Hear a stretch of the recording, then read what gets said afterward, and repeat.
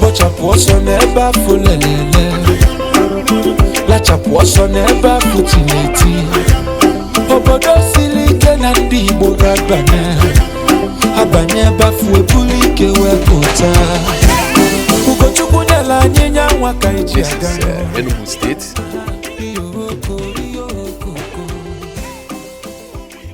That's where we decide to site this big project, animal farm, with groups of ranches, not only cow alone, we're also having goat section that is coming up.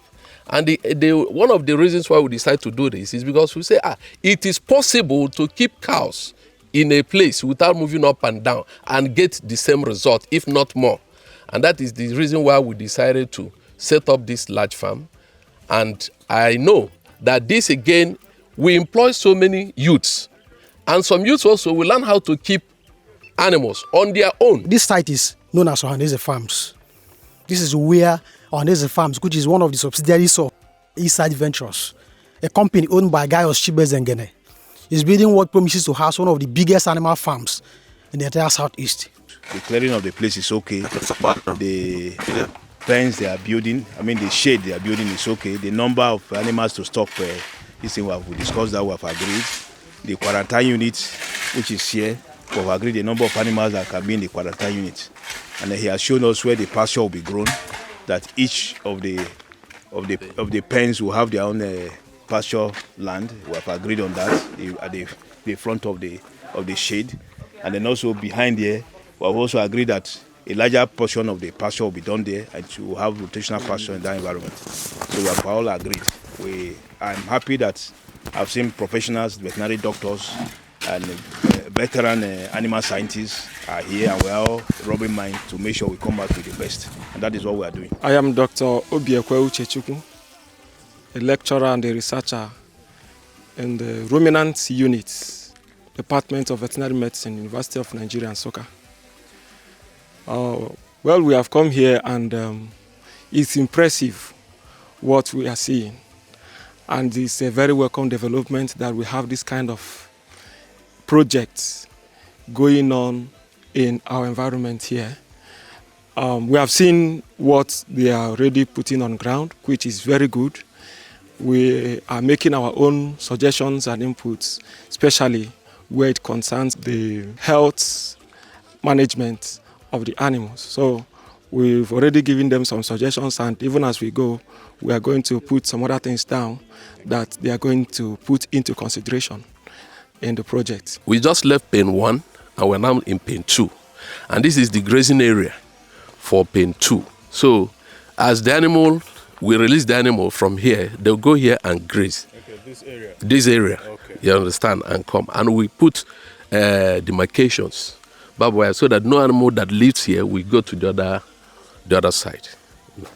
This is pen 3, and if you can check the difference now, this is going to be the large, big cows that will be here in this pen and this other pen.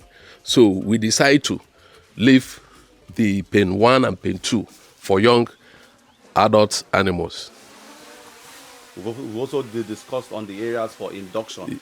Over there, as yes. Doc explained, maybe okay, that's quarantine. Quarantine. I was invited over to inspect this project and see what is going on here. And we've moved around, we've been shown around, and we are quite impressed with what is going on so far. Given the operational targets that they told us that they have, we've also analyzed what we are seeing, and we are making 1 or 2 inputs in that respect. Our concern majorly is with the quality of veterinary services that will be given here. And we have also made suggestions in that respect. The project is still starting off, and with time, we know that everything will fall into place, factoring in this quality veterinary care. So that is why we are here today. And overall, I would say I'm happy with what is going on. Very interesting. I wish to let us know that we don't wish to run this big farm without the partnership with University of Nigeria Nsukka Faculty of Veterinary Medicine.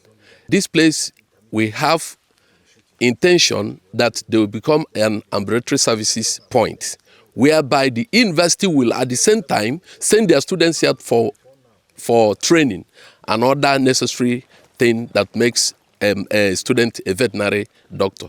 In the same vein, we also have intention, you understand, to set up a mini lab and pharmacy where our drugs will be stored to be mined by a veterinary pharmacist and a residential veterinary doctor. We also be here with other workers. And we intend to make reproduction as well. We do artificial insemination so that as we breed cows, we don't just stop. So it is going to be a continuous process. That's what but definitely, our partnership with University of Nigeria is already on the ground. As you can see, today they visited for sightseeing. They want to see what is happening and where they're coming in, and that is why they came. And this is going to be a quarterly visit by the grace of God. So this is the area, and this is what we are setting up. I wish by this time next week, this place will be set up.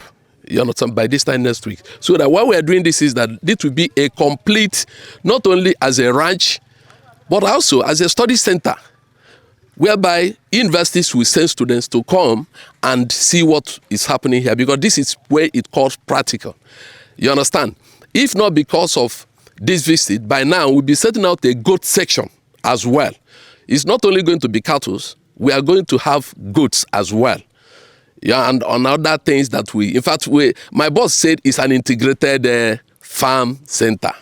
So, but if you look at this foundation now, even the office of a veterinary doctor will be here. As time goes on, from what we discussed, we are going to have a quarter. So that not just coming, a veterinary doctor will live here with other workers. We wish for it to be a regenerative farm, meaning that this will be 100% organic. We also wish that in the coming few months, we would be able to have international certification to be able to liaise with the international standards as well.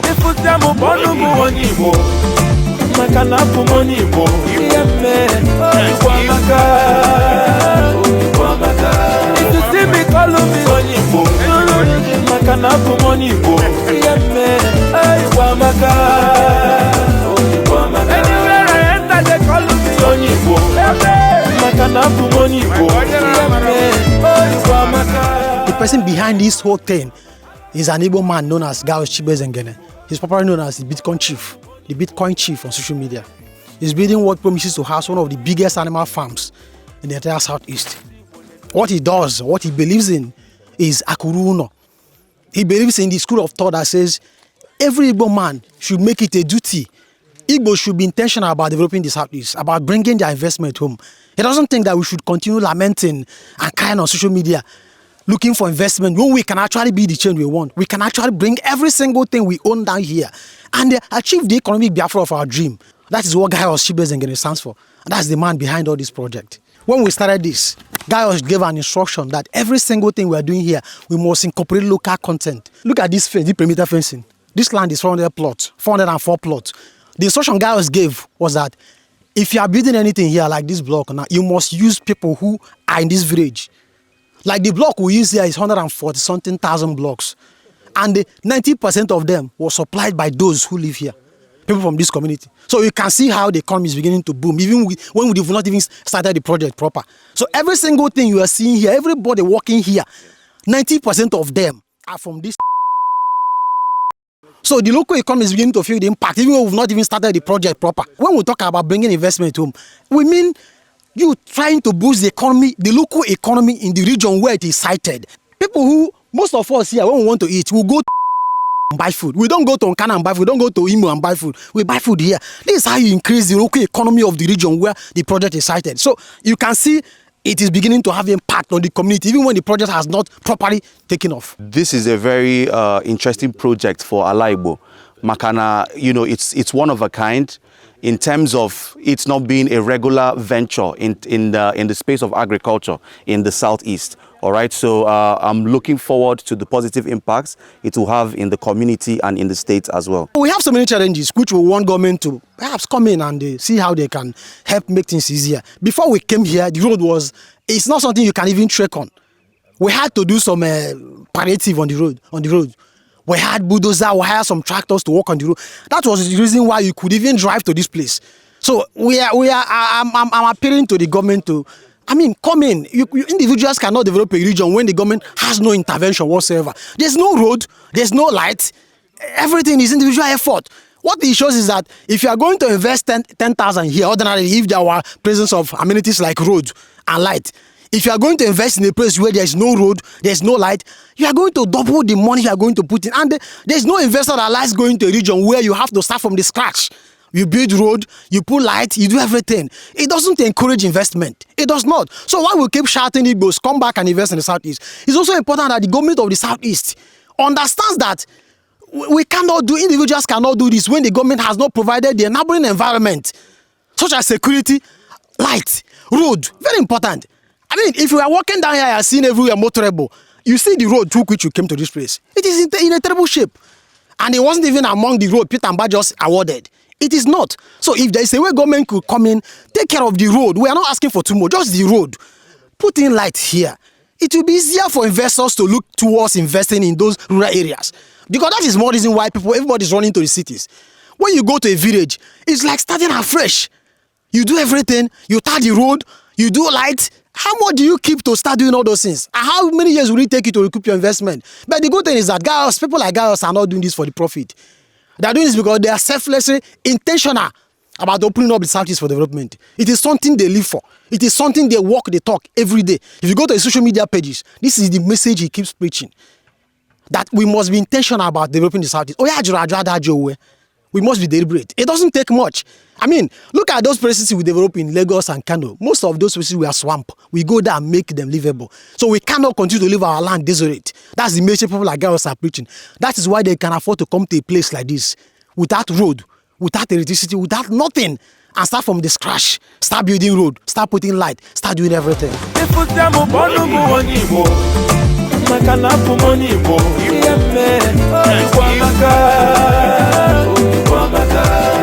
me, call me Onyibo.